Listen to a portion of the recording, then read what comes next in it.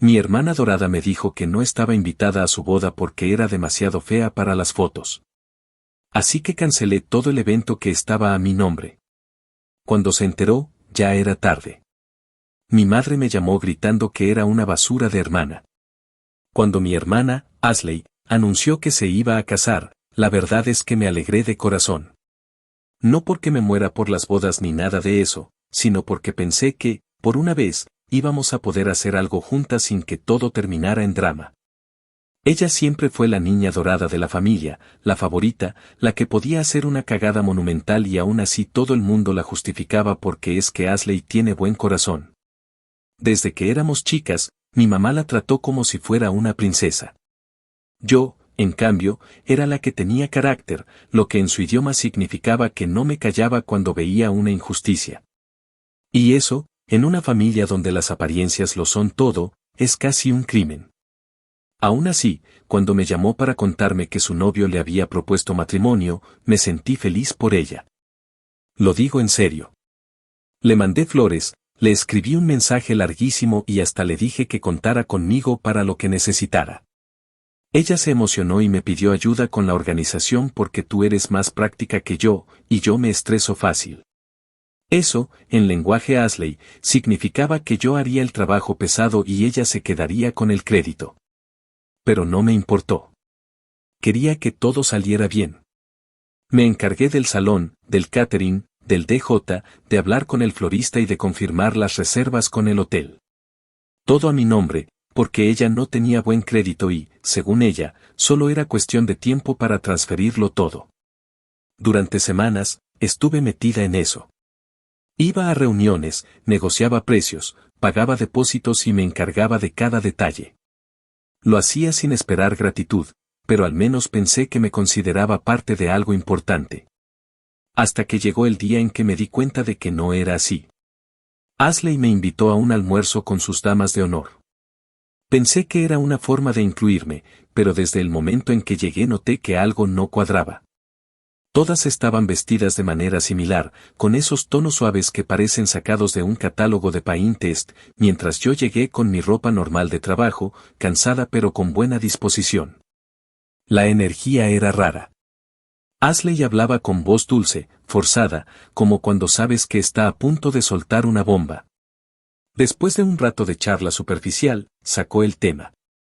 Dijo algo como que había estado pensando mucho en la estética general del evento y que había decidido que prefería que el círculo de la boda se mantuviera muy reducido. En un principio no entendía a qué se refería, hasta que soltó la frase exacta que me dejó helada, que no estaba invitada porque no quería que las fotos se arruinaran. Así, sin titubear, como si estuviera hablando del clima. Yo me quedé en silencio, esperando que dijera que era una broma, pero no. Lo dijo con toda la tranquilidad del mundo, y lo peor fue ver cómo las demás bajaban la mirada, incómodas, sabiendo que aquello era una humillación abierta. Intenté mantener la calma, pero dentro de mí sentí una mezcla de rabia, tristeza y vergüenza que no puedo ni describir. Ella siguió hablando, explicando que no era personal, que simplemente quería que todo se viera armonioso. Dijo que yo no encajaba con la paleta de colores, que no quería que me sintiera incómoda y que era por mi bien también. Ese tipo de mierda disfrazada de cortesía. Le pregunté si realmente creía que yo iba a entender una cosa así y me soltó, con esa sonrisa de superioridad que siempre usó conmigo, que esperaba que sí, porque eres adulta. Fue ahí cuando me di cuenta de que, para ella, yo nunca dejé de ser el personaje secundario de su vida, el que está solo para sostener el decorado mientras ella brilla al frente. No le grité. No hice un escándalo. Solo me levanté, saqué dinero para pagar mi parte y me fui. Nadie dijo nada, aunque todas me miraron con esa mezcla de compasión y morbo que te dan cuando presencian una escena incómoda. Llegué a mi carro temblando. No lloré, pero tenía el estómago hecho un nudo. Me quedé sentada varios minutos sin saber qué hacer, sintiéndome como una idiota por haber invertido tanto tiempo y dinero en alguien que me acababa de llamar fea con palabras bonitas. Esa noche no pude dormir. Pensé en todo lo que había hecho por ella, en cada llamada que hice, en cada favor, en cada factura a mi nombre. Y entre todo ese torbellino de pensamientos, una idea empezó a formarse. No fue inmediata ni impulsiva. Fue fría, calculada, y por primera vez en mucho tiempo, no me sentí débil. Al día siguiente, llamé al salón. Dije que quería cancelar el evento. Luego llamé al catering y al DJ. Todo estaba bajo mi contrato, así que bastó con mi firma para deshacerlo todo. Perdí dinero, sí, pero no me importó. Lo hice sin titubear. Cuando colgué la última llamada, sentí una calma extraña, como si me hubiera quitado un peso enorme de encima. No lo hice para hacerla sufrir, aunque supongo que lo haría, lo hice porque, por una vez, decidí que si no me querían en su día perfecto, entonces no tendrían su día perfecto. No pasó ni una semana para que empezaran los mensajes. Primero fueron textos de mi madre, llenos de signos de exclamación y acusaciones, que cómo podía ser tan cruel, que qué clase de hermana hace eso, que le arruiné la boda. Después vino Ashley, con llamadas y mensajes que pasaron del tono suplicante al de amenaza. Decía que todo estaba perdido, que yo era una resentida y que nunca me lo iba a perdonar. Yo solo le respondí que al menos no tendría que preocuparse por salir mal en las fotos, ya que no habría fotos. Luego apagué el teléfono. Mi madre me llamó esa misma noche. No para preguntar qué había pasado, sino para gritarme. Me dijo que era una basura de hermana, que tenía envidia, que no soportaba ver feliz a nadie. Intenté explicarle que Ashley me había humillado frente a otras personas, que no era justo, que no me quedaba otra opción, pero no quiso escuchar. Eres igual que tu padre, me dijo, como si eso fuera la peor ofensa posible. Y colgó. No voy a mentir, me dolió. Pero también sentí algo de satisfacción. Porque por primera vez en mi vida, Ashley no tenía el control. Por primera vez, fue ella quien tuvo que enfrentar las consecuencias de tratarme como si fuera menos. Y aunque sé que suena jodido, esa sensación me dio una paz que no sentía desde hacía años. Actualización 1.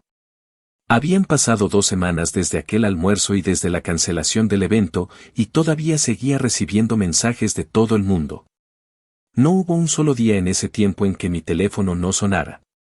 Era como si de pronto toda mi familia se hubiera puesto de acuerdo para recordarme que había cometido un pecado imperdonable. Mi madre fue la más insistente. Mandaba mensajes a cualquier hora del día, con esos textos interminables llenos de reproches que terminaban con frases como tu hermana está destrozada o no sabes el daño que hiciste. Ni una sola vez preguntó cómo me sentía yo o si estaba bien. Para ella, mi único rol en la vida siempre había sido el de aguantar y disculparme, aunque la que me humillara fuera su hija favorita. Mi padre, en cambio, no dijo mucho. Me mandó un mensaje corto, casi sin emoción, diciendo que no estaba de acuerdo con lo que había hecho, pero que entendía por qué lo hice. No lo borré. Lo leí varias veces. Fue lo más parecido a apoyo que recibí en esas semanas. Él siempre fue más reservado, pero en ese momento sentí que, aunque no lo dijera con todas las letras, sabía perfectamente cómo se sentía vivir siendo el menos preferido. Creo que por eso nunca me juzgó del todo. Lo que realmente me tomó por sorpresa fue ver cómo Ashley convirtió todo en un espectáculo público. Publicó una historia larguísima en Facebook, llena de indirectas y frases dramáticas sobre la traición, el odio y la envidia. Decía que algunas personas no soportan ver a los demás felices y que la sangre no siempre hace a la familia. Lo más patético fue que la mayoría de sus amigas y conocidos le dejaban comentarios dándole la razón, diciéndole que era una víctima, que yo debía estar enferma para hacerle algo así. Por un momento, pensé en responder, en contar mi versión, en decirles que ella me había dicho en mi cara que no quería que saliera en sus fotos porque era fea, pero me contuve. No valía la pena. La gente que la defendía era la misma que le había reído todas sus crueldades desde siempre. Algunos familiares, los de siempre, los que solo aparecen cuando hay chismes, también me escribieron. Un par lo hizo para insultarme, pero otros, curiosamente, me felicitaron. Una prima me mandó un mensaje diciendo que llevaba años esperando el día en que alguien pusiera a Ashley en su lugar. Otro tío me escribió que no justificaba lo que hice, pero que la niña dorada ya necesitaba una dosis de realidad. Fue raro, Porque me di cuenta de que mucha gente veía lo que yo veía, pero nadie se atrevía a decirlo en voz alta. Ashley había construido una imagen perfecta durante toda su vida, pero esa perfección era frágil, y bastó con un pequeño empujón para que se rompiera. El novio también me contactó. Me mandó un correo muy formal, como si estuviera escribiendo una carta de trabajo. Decía que entendía que estuviera dolida, pero que mi decisión había afectado a 2 personas inocentes. Me pedía que reflexionara sobre el daño que había causado y que, si me quedaba algo de empatía, intentara ayudar a reparar el desastre. No me hizo falta ni un segundo para saber que Ashley lo había manipulado para que me escribiera. Su tono era demasiado controlado, demasiado medido, como si estuviera tratando de quedar bien con todos. Le respondí sin rodeos, diciéndole que si estaba tan preocupado por el daño que se había causado, tal vez debería pensar 2 veces en casarse con alguien que trata a su propia familia como basura. No volví a saber nada de él. Mientras todo eso pasaba, me di cuenta de algo que me dejó pensando. No era solo la rabia de mi madre o los insultos en redes lo que me dolía, sino la sensación de vacío que vino después. Cuando haces algo así, algo que rompe la dinámica de una familia, por más jodida que sea, te quedas con una mezcla de culpa y alivio que cuesta explicar. Por un lado, me sentía culpable porque sabía que había actuado con rabia. Pero, al mismo tiempo, sentía una especie de calma. Por primera vez no me había tragado la humillación, no había dejado que me pasaran por encima. Era una calma sucia, pero era mía. A veces pensaba en cómo estaría Ashley, en si de verdad le dolía o si lo que más le molestaba era que la gente se enterara. Porque eso era lo que siempre le importó, la imagen. Todo lo que hacía estaba pensado para verse bien ante los demás. En el fondo, sabía que lo que la destrozaba no era haber perdido el lugar o el dinero, sino que por primera vez no tenía el control de la historia. Era ella la que quedaba mal. Y para alguien como Ashley, eso era mucho peor que cualquier castigo. En esos días también me di cuenta de que el silencio puede ser más poderoso que cualquier grito. Dejé de responderle a mi madre, ignoré las llamadas, silencié las notificaciones. Empecé a dormir mejor, a sentirme menos ansiosa. Me di cuenta de que gran parte de mi vida la había pasado tratando de justificarme frente a gente que nunca me iba a entender. Por primera vez, no tenía que explicarle a nadie por qué estaba dolida. No tenía que mendigar comprensión. No sé si fue venganza o defensa, o una mezcla de ambas, pero en esas 2 semanas entendí algo que me cambió la forma de ver las cosas. A veces, no se trata de ganar o perder. Se trata de no seguir siendo el blanco de la humillación, de poner un límite aunque a los demás no les guste. Y si eso me convierte en la mala de la historia, pues que así sea. Porque al final, los buenos modales no te salvan cuando la gente que amas decide tratarte como una mierda. Actualización 2. Había pasado poco más de un mes desde que cancelé todo y, aunque el ruido inicial se había calmado, el desastre seguía rodando como una bola de nieve cuesta abajo. Durante ese tiempo, me enteré por comentarios sueltos de familiares y por capturas de pantalla que me fueron llegando que Ashley y su novio intentaron rehacer la boda a toda prisa. Como si con pura voluntad se pudiera revertir un contrato anulado y un depósito que ya se había ido al carajo. Me escribió una tía que trabaja en eventos y me contó que Ashley estuvo llamando a salones del área como una loca, dejando mensajes en los que decía que ya tenía todo listo y que solo necesitaba transferir los contratos. Y cuando le pedían los documentos, se quedaba en silencio o soltaba la mentira de que mi hermana tiene todo, pero ya lo manda. Una de esas capturas de pantalla venía de un chat donde Ashley escribió que yo seguro estaba guardándome los papeles para joderla. Me reía al leer eso, no porque fuera gracioso, sino porque era tan absurdo que no quedaba otra. No existía nada por transferir. Llamé yo misma a la gerente del salón para dejar claro que la cancelación era definitiva y que nadie de mi familia estaba autorizada a usar mi nombre ni mis datos. La gerente, que había sido amable desde el principio, me dijo que Ashley ya había llamado llorando y que la escuchó quejarse de mí con ese tono lastimero que tantas veces le vimos en casa. Le expliqué que no quería pelear ni hacer show, que solo necesitaba que respetaran la cancelación. Ella me aseguró que todo estaba en regla y que, si alguien intentaba meter mi nombre de nuevo, me lo harían saber. Las cosas se pusieron peores cuando Ashley me llamó por primera vez desde el desastre. Fue una llamada rara, con ese silencio previo que te pone de malas porque sabes que viene manipulación. Empezó diciendo que sabía que estábamos peleadas, pero que esto se nos fue de las manos. Dijo que el salón la había malinterpretado, que ella solo buscaba comunicación, y que por favor le diera los contratos para retomar el plan original. Yo le respondí que no había ningún contrato que entregar, que todo estaba cancelado y que, además, no iba a volver a poner mi nombre en nada que tuviera que ver con su boda. Se hizo la ofendida y me dijo que cómo podía ser tan cruel con ella, que siempre había contado conmigo, que me necesitaba para cerrar el tema del catering y para que el DJ no mantuviera el cobro del anticipo. Le dije, con toda la calma que pude, que el anticipo era no reembolsable y que eso estaba en el contrato que firmé yo. Ese contrato que ella nunca se tomó la molestia de leer porque estaba ocupada escogiendo arreglos florales de catálogo. Hubo un silencio largo y luego la escuché llorar, pero no un llanto de arrepentimiento, sino ese llanto rabioso que usa cuando no consigue lo que quiere. Me soltó que yo estaba haciendo esto por envidia, que quería verme protagonista por fin. Y yo le respondí que yo habría preferido 1000 veces ser secundaria y no tener que enterarme de mi expulsión de su boda por un comentario de mierda sobre mi cara y mi cuerpo. Dijo que nunca pronunció la palabra fea, y yo le recordé su frase exacta, porque oírla una vez fue suficiente para que se me quedara tatuada.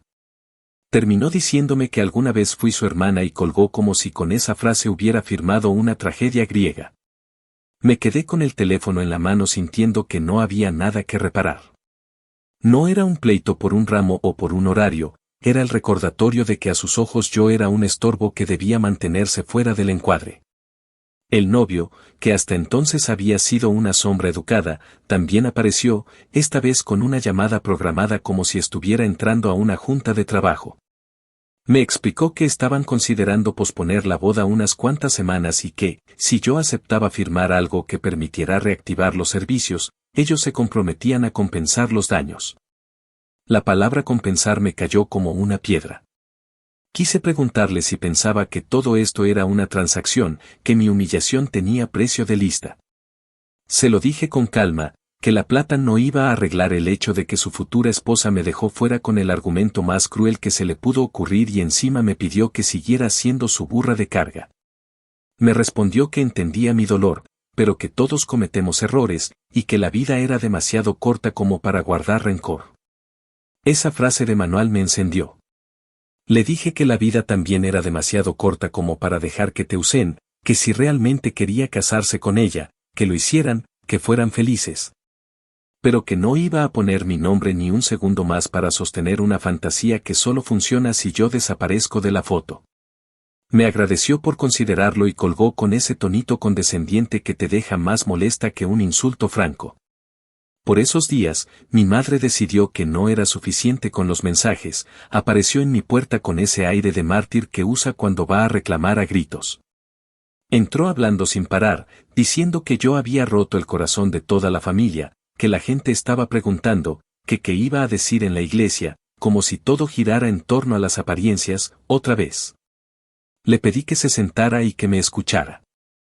Le conté, sin elevar la voz, cómo fue la escena del almuerzo, la frase completa, el modo en que las amigas de Ashley bajaron la mirada.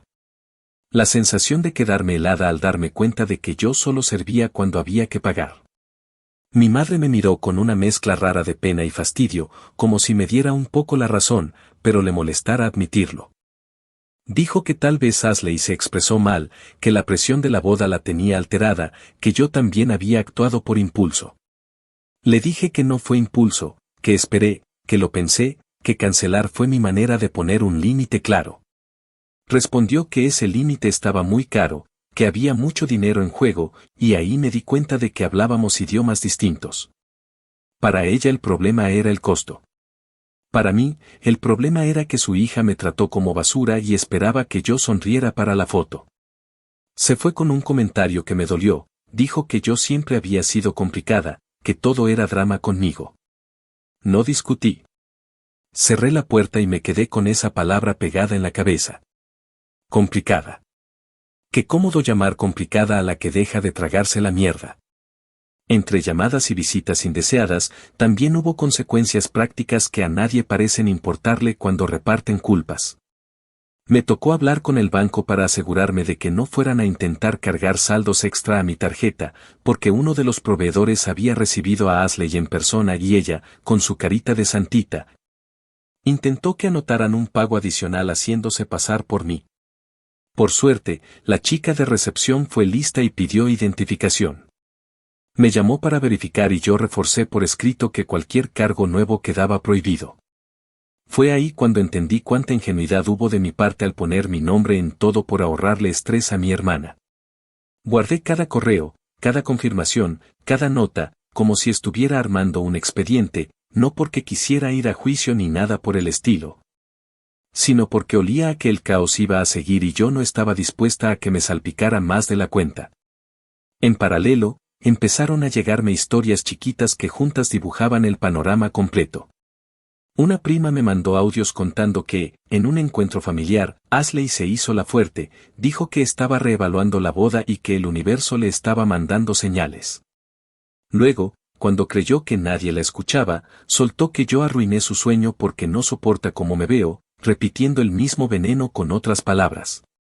Otra tía, de esas que se meten en todo, me escribió en privado para decirme que me entendía, que siempre vio cómo mi madre le festejaba todo a Ashley y a mí me exigía que fuera dócil. Agregó que el problema ahora era que medio pueblo se había enterado y que, si Ashley no conseguía casarse en la fecha nueva, iban a quedar como payasos. Me dio risa pensar que la preocupación no era el respeto ni la relación, sino la vergüenza pública. ¡Qué sorpresa! A finales de ese mes, recibí una última llamada de la gerente del salón. Me dijo que Ashley había intentado reservar otra fecha usando a una amiga como intermediaria y que, cuando la gerente pidió un nuevo contrato, se armó un drama de aquellos. Al parecer, Ashley dijo que yo quería sabotearla, que la gerente estaba coludida conmigo, y que iba a dejar una reseña negativa donde pudiera. La gerente se rió con cansancio y me dijo que, desafortunadamente, estas cosas pasan más de lo que uno cree, que hay novias que pierden de vista que esto es un trabajo y que los contratos no se doblan por berrinches. Agradecí la honestidad y colgamos en buena onda. Pensé en cuántas veces le vi a mi hermana ese berrinche maquillado de plan perfecto y como siempre había alguien dispuesto a cubrirle el desastre. Esta vez no. Hubo un momento, casi al final de ese mes, en el que me detuve a revisar mi parte en todo. No por culpa, sino por higiene mental. Abrí una libreta y escribí lo que hice, lo que no hice, lo que dije y lo que me dijeron.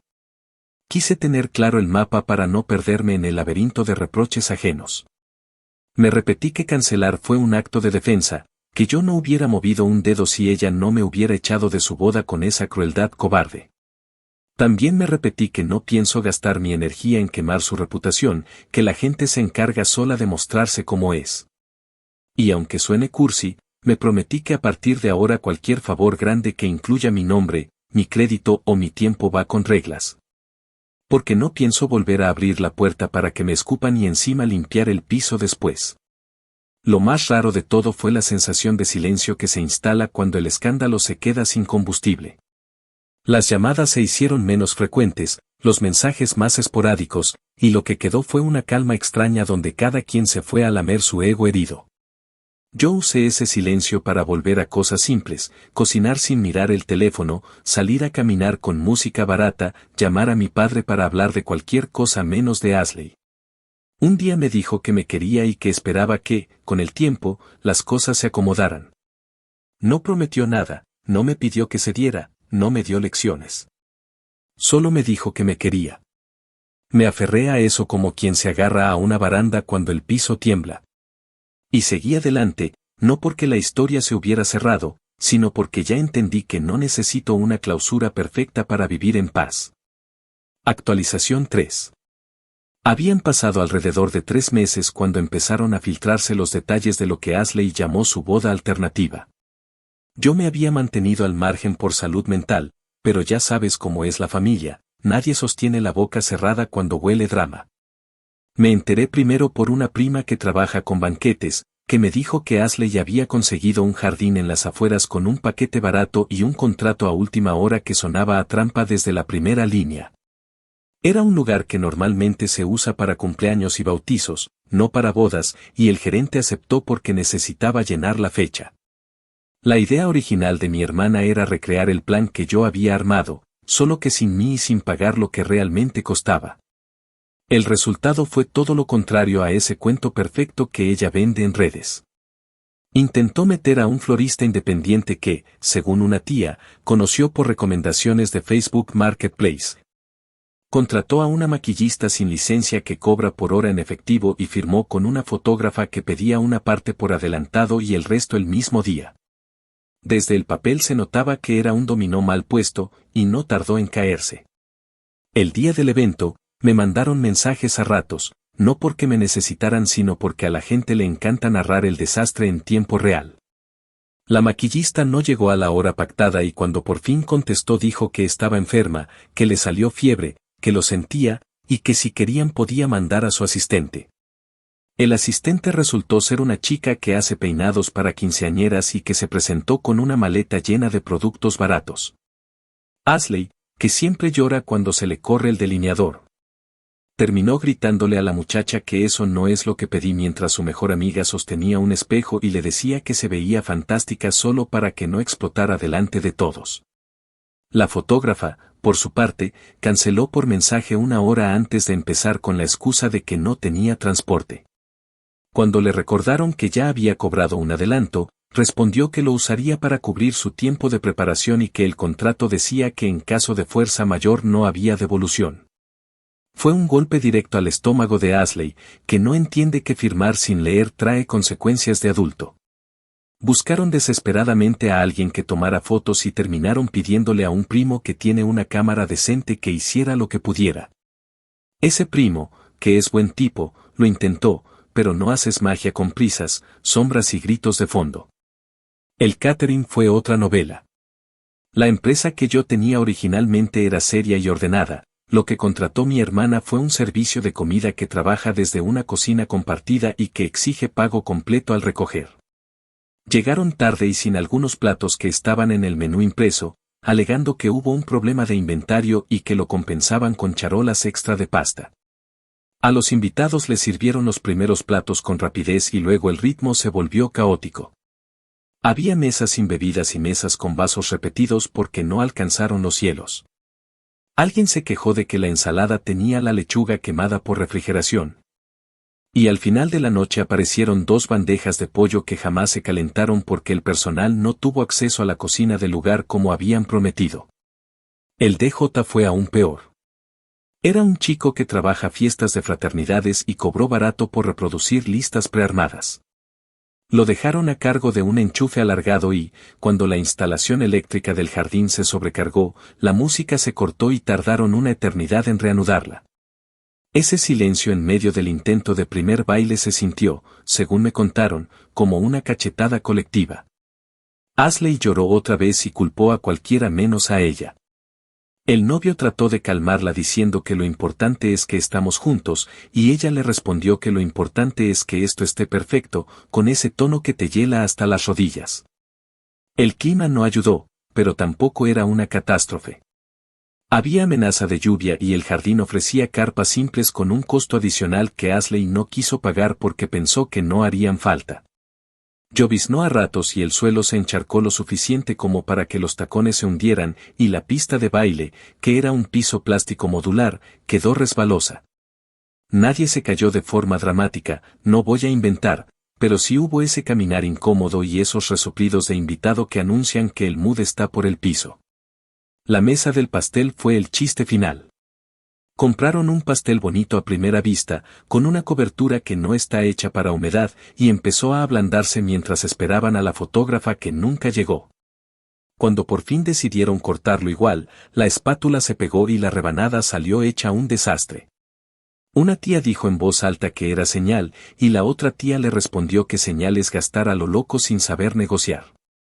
Ese intercambio lo escuchó media sala y el chisme empezó a rodar como bola de boliche tumbando pinos.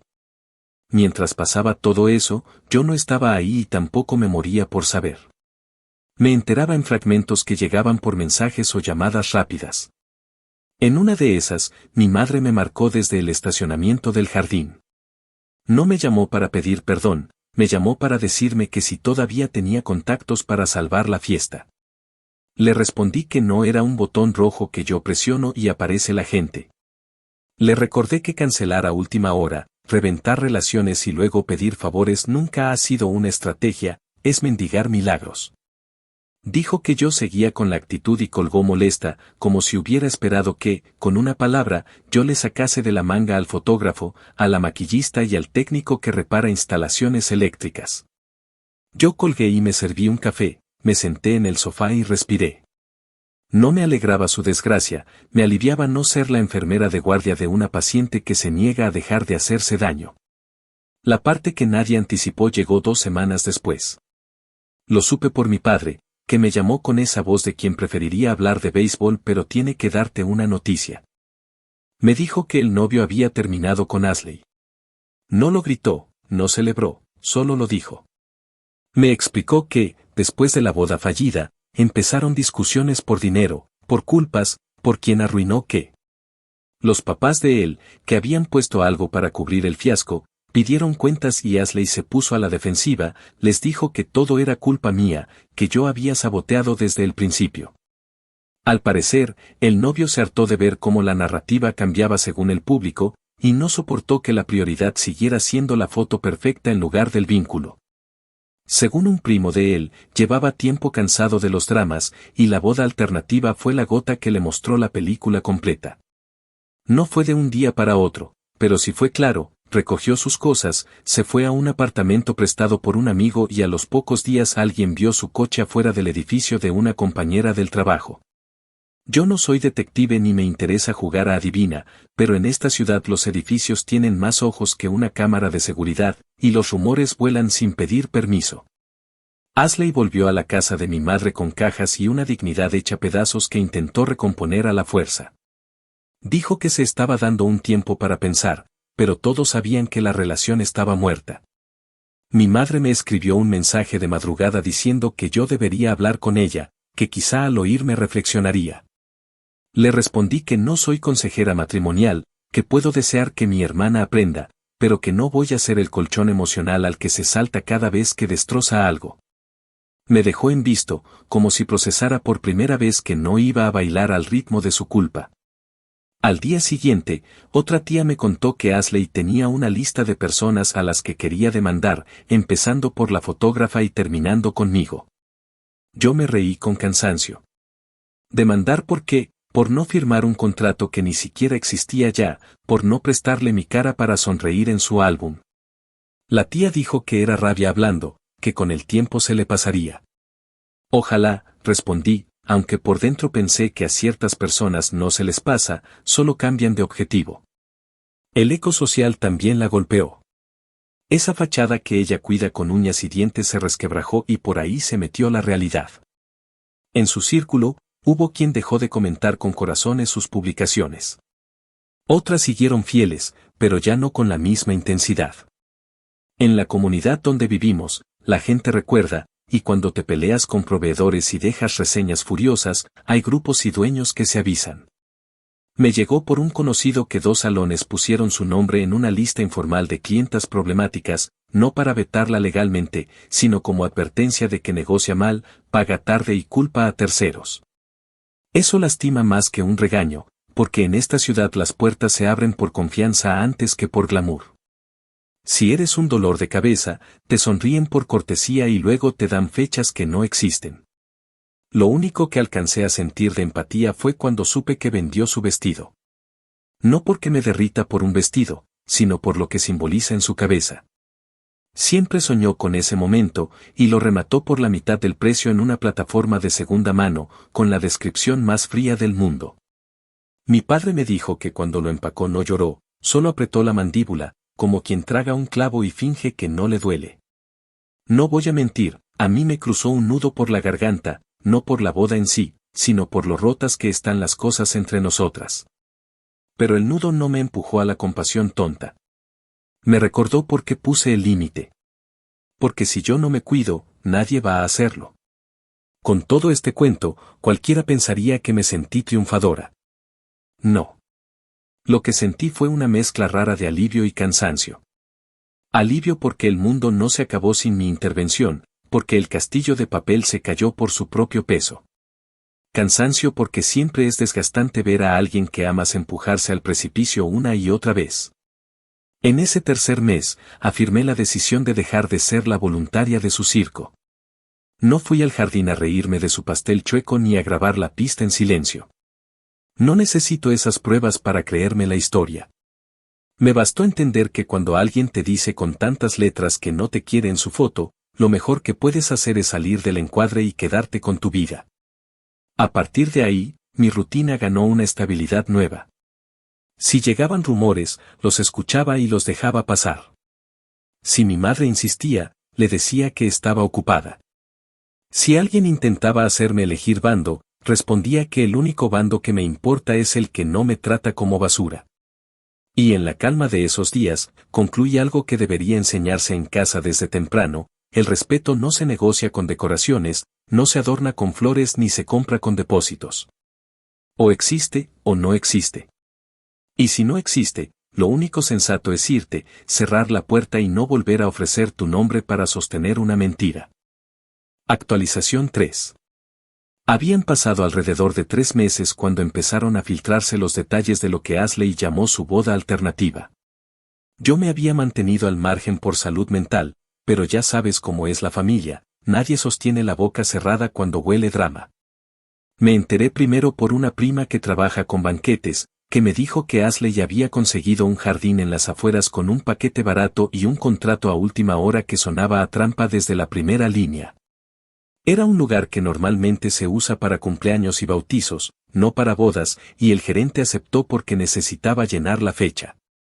La idea original de mi hermana era recrear el plan que yo había armado, solo que sin mí y sin pagar lo que realmente costaba.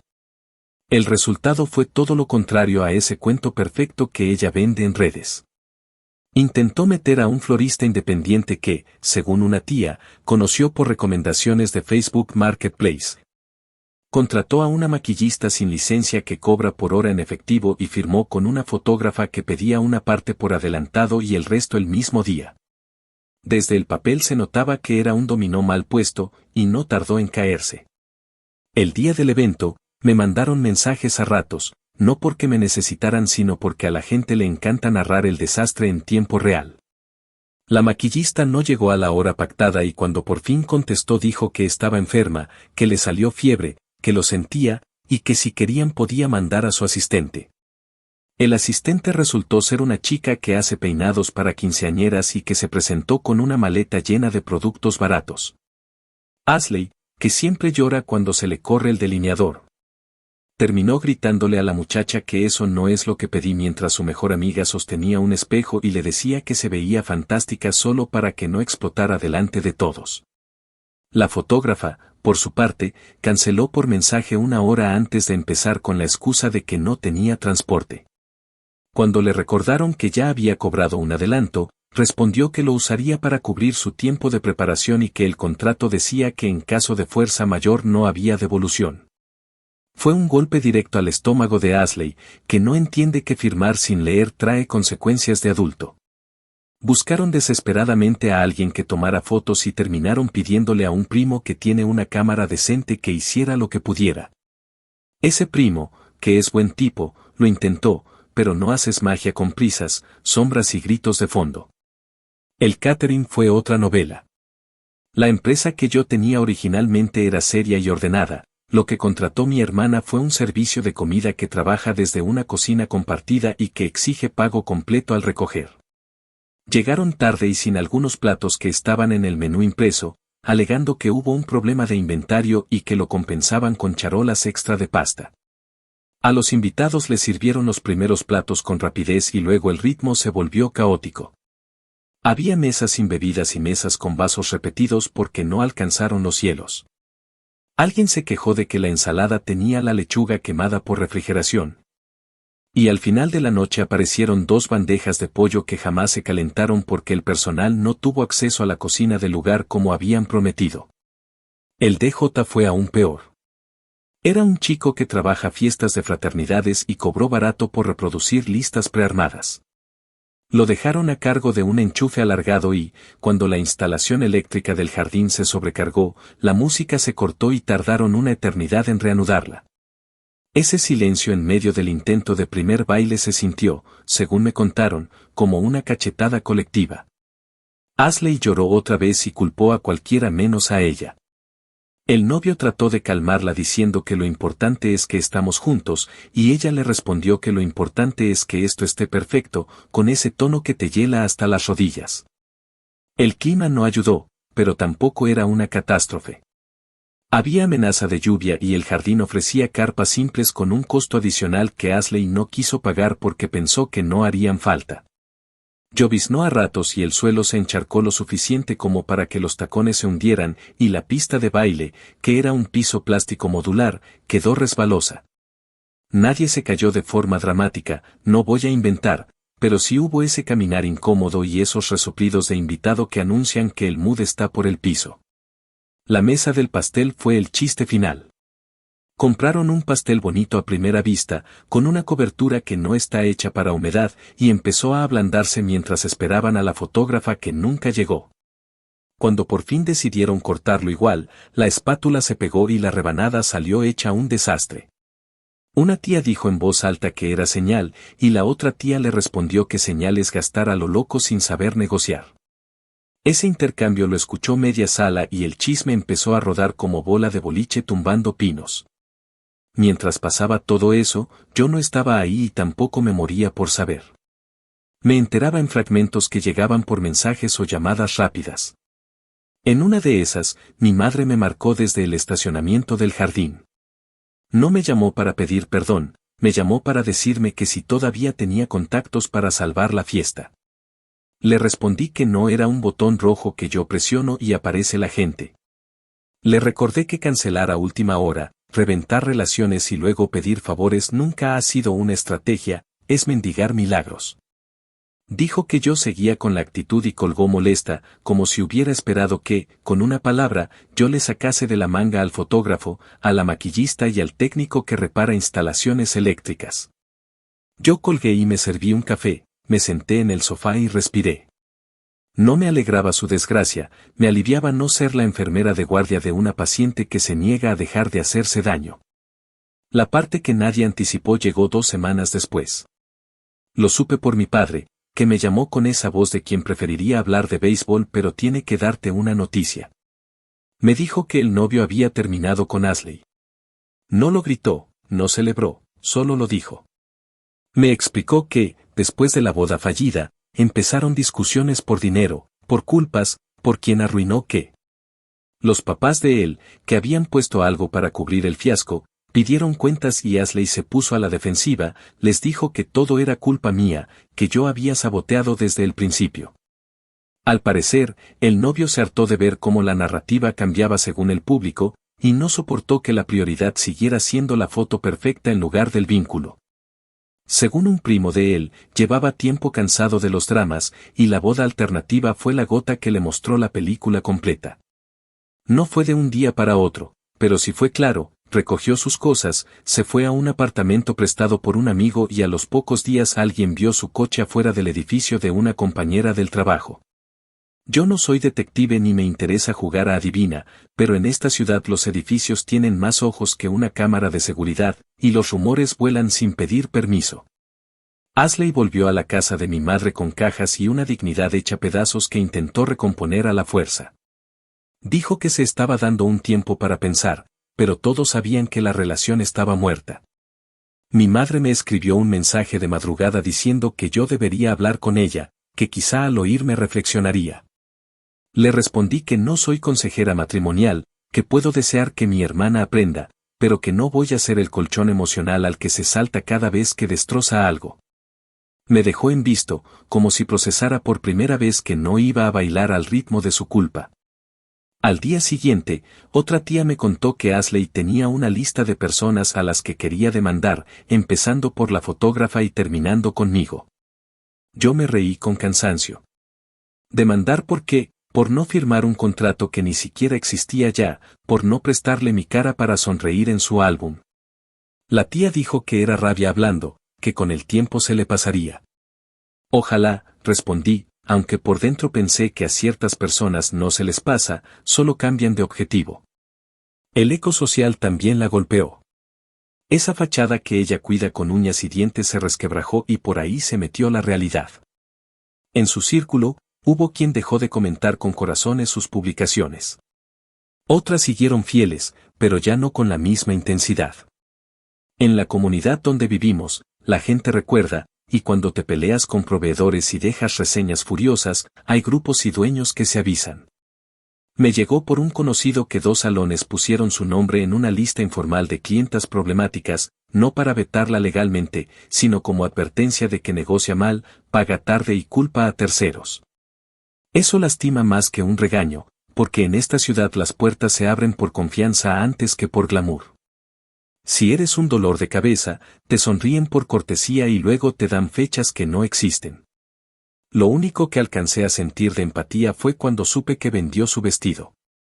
No porque me derrita por un vestido, sino por lo que simboliza en su cabeza.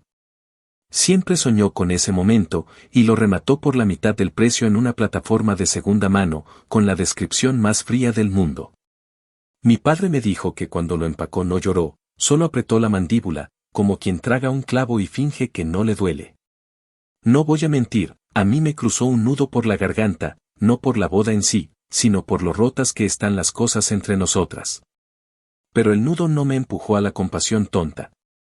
Me recordó por qué puse el límite. Porque si yo no me cuido, nadie va a hacerlo. Con todo este cuento, cualquiera pensaría que me sentí triunfadora. No. Lo que sentí fue una mezcla rara de alivio y cansancio. Alivio porque el mundo no se acabó sin mi intervención, porque el castillo de papel se cayó por su propio peso. Cansancio porque siempre es desgastante ver a alguien que amas empujarse al precipicio una y otra vez. En ese tercer mes, afirmé la decisión de dejar de ser la voluntaria de su circo. No fui al jardín a reírme de su pastel chueco ni a grabar la pista en silencio. No necesito esas pruebas para creerme la historia. Me bastó entender que cuando alguien te dice con tantas letras que no te quiere en su foto, lo mejor que puedes hacer es salir del encuadre y quedarte con tu vida. A partir de ahí, mi rutina ganó una estabilidad nueva. Si llegaban rumores, los escuchaba y los dejaba pasar. Si mi madre insistía, le decía que estaba ocupada. Si alguien intentaba hacerme elegir bando, respondía que el único bando que me importa es el que no me trata como basura. Y en la calma de esos días, concluí algo que debería enseñarse en casa desde temprano: el respeto no se negocia con decoraciones, no se adorna con flores ni se compra con depósitos. O existe, o no existe. Y si no existe, lo único sensato es irte, cerrar la puerta y no volver a ofrecer tu nombre para sostener una mentira. Actualización 4. Habían pasado ya casi 5 meses desde todo aquel desastre y, para ese punto, el silencio se había vuelto una especie de rutina. No era paz, exactamente, pero sí una ausencia de ruido que se sentía extraña al principio, como cuando dejas de escuchar un zumbido constante y de pronto notas que el aire se siente distinto. La familia seguía dividida. Había quienes aún me evitaban en reuniones, como si mi sola presencia fuera un recordatorio incómodo de todo lo que se había dicho y hecho, y otros que se acercaban a mí con una mezcla de respeto y curiosidad. Como si quisieran entender cómo tuve el valor de enfrentar a Ashley y a mi madre. Yo no buscaba protagonismo, solo espacio para respirar, pero en una familia como la mía eso ya era motivo suficiente para ser tema de conversación.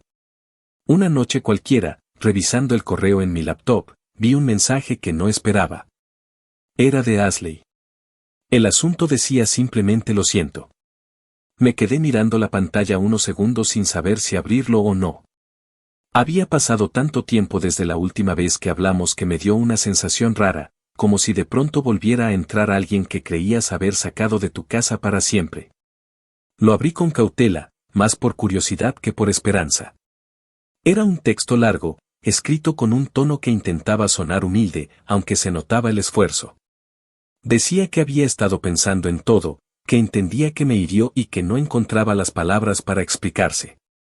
Dijo que no esperaba que la perdonara, pero que extrañaba tener una hermana, que la casa sin mí se sentía vacía, que las cosas con mamá eran insoportables porque todo el mundo la miraba como si fuera un fracaso. Leí cada línea sin sentir rabia ni ternura, solo una especie de neutralidad cansada. Era como leer las disculpas de alguien que llega demasiado tarde al incendio cuando ya solo quedan cenizas. Respondí, pero no de inmediato.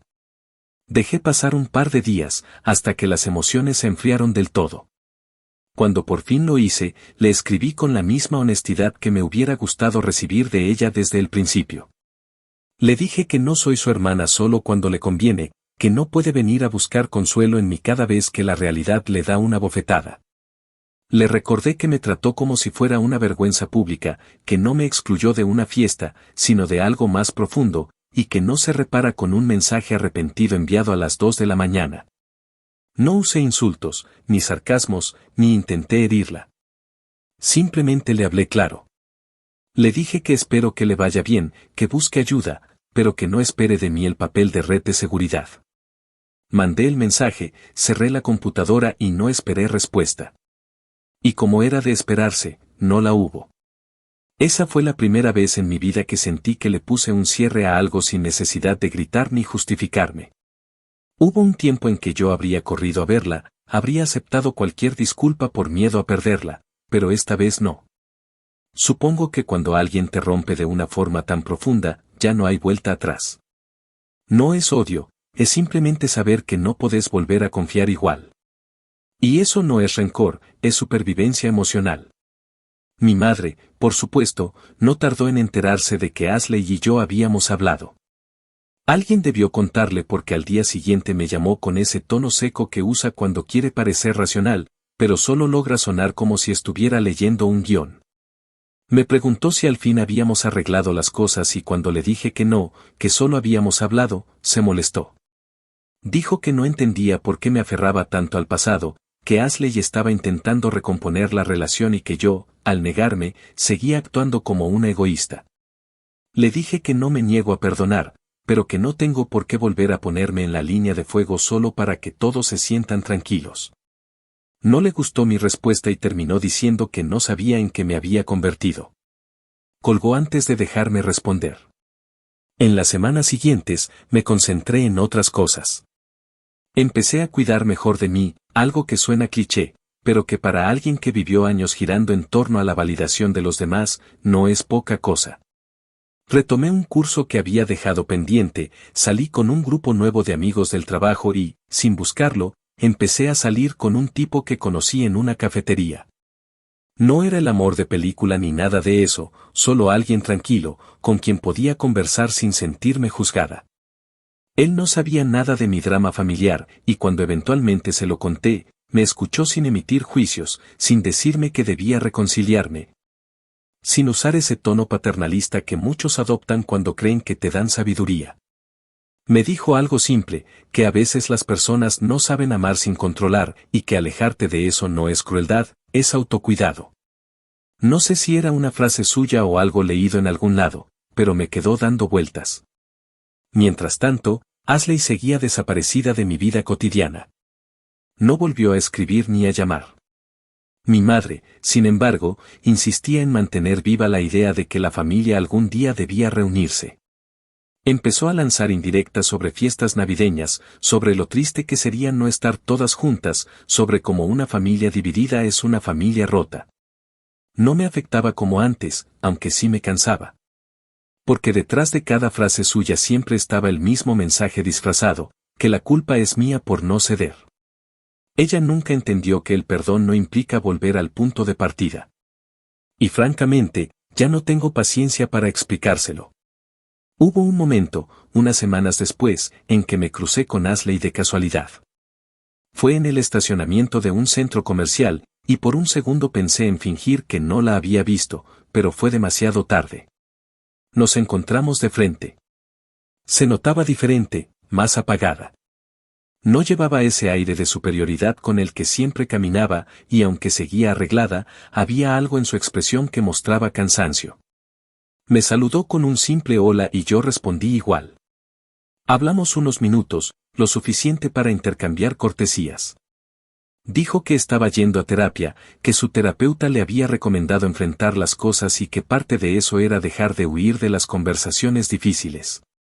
No supe qué responderle, así que solo le dije que me alegra que esté buscando ayuda. No fue una charla incómoda, pero tampoco cálida. Fue como dos desconocidas que comparten historia pero ya no se reconocen. Después de ese encuentro, me di cuenta de que ya no siento lo que sentía antes. Ni rabia, ni deseo de revancha, ni tristeza. Solo una especie de aceptación.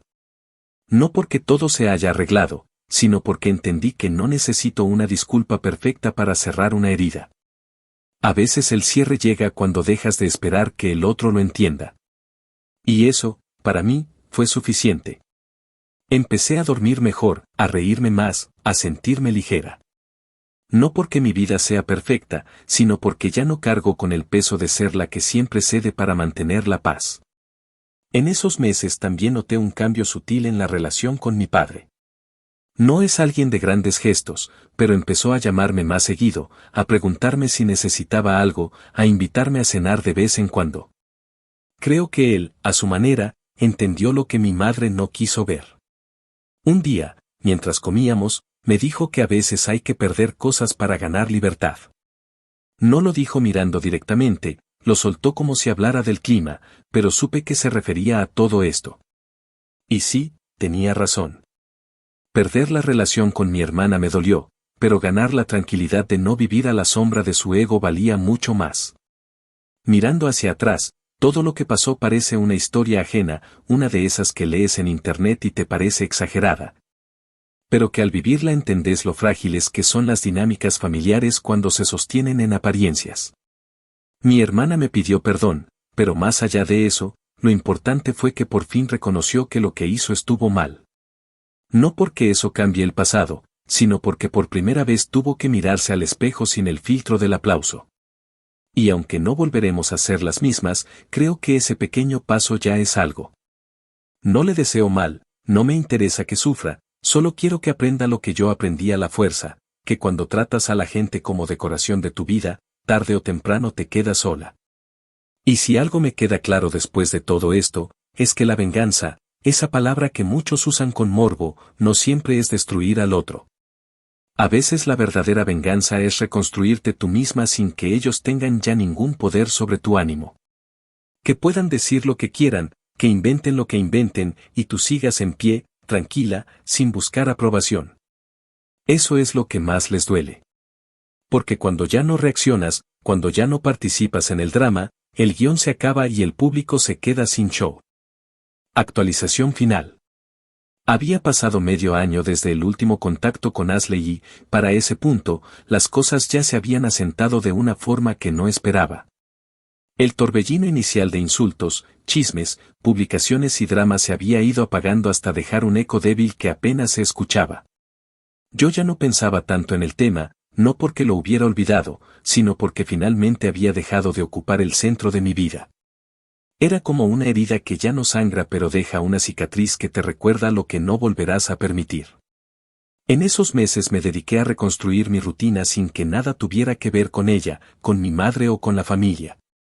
Tomé decisiones que antes me daban miedo, como mudarme a otro estado, cambiar de trabajo y empezar desde cero sin el peso de toda esa historia encima. Lo hice con un plan modesto, sin pensar en reinvenciones heroicas ni finales de película, solo con la idea de dejar atrás un entorno donde siempre me hicieron sentir como una pieza mal encajada. Encontré un apartamento pequeño, viejo pero con carácter, en una ciudad donde nadie me conocía. La primera noche, mientras acomodaba las cajas y escuchaba el ruido del tráfico lejano, me di cuenta de que era la primera vez que me sentía completamente sola y completamente en paz al mismo tiempo. No había nadie exigiendo explicaciones, ni reclamando afectos, ni esperando que yo arreglara lo que otros descomponen. Era extraño, porque toda mi vida me habían enseñado que estar sola era sinónimo de fracaso, pero en ese momento entendí que hay soledades que sanan y acompañan mejor que cualquier relación disfuncional. Empecé a disfrutar los pequeños rituales del día, Cosas simples como cocinar sin interrupciones o caminar al trabajo sin la sensación de que en cualquier momento iba a recibir una llamada llena de reproches. Por primera vez en años, sentí que mi vida era mía, no un apéndice de los problemas de alguien más. Mi madre tardó un poco en procesar mi distancia. Al principio me escribía con mensajes largos, intentando convencerme de volver a casa o al menos de visitar por unos días. Decía que extrañaba tenernos a las dos cerca, que la familia no debía romperse así, pero nunca hubo un verdadero reconocimiento de su parte sobre lo que pasó. Después, cuando entendió que no iba a regresar, los mensajes se volvieron más cortos y espaciados, hasta que un día me sorprendió con uno diferente. No era un texto de queja ni de chantaje emocional. Era un mensaje largo, escrito con torpeza, pero con algo que sonaba a sinceridad. Decía que había pensado mucho en todo lo que ocurrió, que no quería perderme definitivamente y que entendía que había cometido errores. Lo leí varias veces, porque era la primera vez en toda mi vida que mi madre admitía que algo había hecho mal. Me pedía perdón por no haber estado de mi lado cuando más lo necesitaba, y esa simple frase me dejó callada unos minutos. No le respondí enseguida. No porque no quisiera, sino porque sentí que por fin algo se movía dentro de mí. No una reconciliación inmediata, pero sí el inicio de algo más honesto. Al día siguiente le contesté con calma. Le dije que no le debía disculpas por lo que hizo, sino por lo que permitió. Que durante años dejó pasar las humillaciones disfrazadas de bromas, que siempre puso la paz por encima del respeto y que eso nos había dañado más de lo que imaginaba. No lo escribí con rencor, sino con la claridad que dan los años de guardar silencio. No respondió, y en el fondo supe que probablemente no lo haría. Pero tampoco necesitaba que lo hiciera. Ashley, según me contó mi padre en una de sus llamadas, seguía yendo a terapia. Dijo que estaba trabajando en sí misma, que había dejado de hablar mal de mí y que incluso había reconocido frente a él que lo que me hizo fue cruel. No sentí alegría ni tristeza, solo un alivio silencioso. Saber que, aunque sea con ayuda profesional, por fin estaba enfrentando sus propias sombras era algo que nunca creí posible. No deseo que sufra, no le tengo odio, pero tampoco tengo ganas de volver a formar parte de su círculo. Si algún día la vida la lleva a ser una mejor persona, me alegraré por ella desde lejos. Porque ya aprendí que perdonar no significa volver a abrir la puerta, significa soltar el rencor y seguir caminando sin mirar atrás. Durante ese tiempo también me permití volver a confiar en otras personas. No fue fácil, pero poco a poco empecé a reconstruir vínculos desde un lugar más sano. Conocí a alguien con quien, por primera vez, no sentí la necesidad de probar mi valor a cada minuto. Un hombre que no me halagaba por obligación ni me comparaba con nadie, que simplemente me trataba con normalidad, sin hacerme sentir que debía ganarme su respeto. Fue raro al principio, porque mi cabeza seguía esperando el golpe, la crítica o el comentario disfrazado de consejo, pero con el tiempo empecé a soltar esa tensión constante. Me di cuenta de que había pasado tantos años acostumbrada a las relaciones donde el cariño era condicional, que cuando por fin encontré una donde no lo era, mi cuerpo no sabía cómo relajarse. Con el tiempo aprendí a no sabotear lo que estaba bien, y esa, creo, fue la lección más grande que me dejó todo este desastre, no repetir los patrones que me enseñaron a normalizar la humillación. Un día, mientras hablaba con mi padre, me dijo algo que se me quedó grabado. Dijo que a veces la familia no se destruye, simplemente se revela. Que hay dinámicas que siempre estuvieron rotas, pero uno las disfraza de costumbre hasta que un evento lo hace evidente. Me pareció tan cierto que me quedé en silencio unos segundos. La boda de mi hermana no fue la causa de la ruptura, fue la excusa que destapó todo lo que estaba podrido desde antes.